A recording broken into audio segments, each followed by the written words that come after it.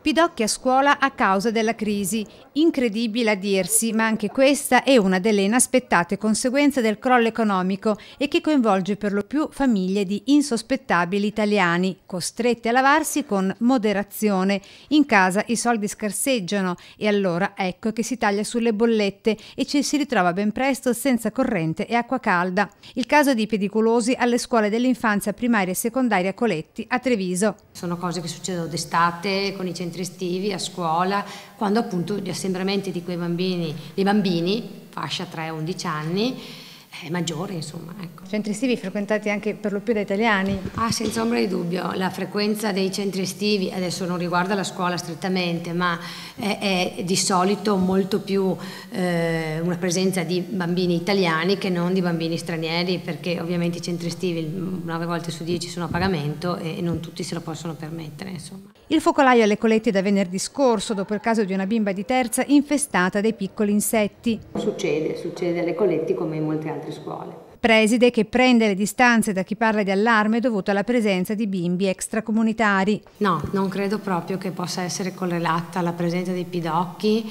alla presenza di etnie differenti. Immediata la comunicazione della scuola a tutte le famiglie affinché con trattamenti specifici a casa si eviti o si limiti il contagio. Per la dirigente infatti impossibile quanto inutile effettuare la disinfestazione dei locali scolastici. La disinfestazione non è necessaria, nel senso che il parassita negli ambienti muore. L'unico modo per sopravvivere è stare proprio sul parassitato, cioè sul bambino, sui suoi abiti può stare ma per pochissimo tempo, perché anche una delle strategie più semplici è prendere i vestiti, chiudere in un sacchetto di plastica, tenere chiuso il sacchetto per un certo numero di ore in modo tale che poi anche il parassita muore.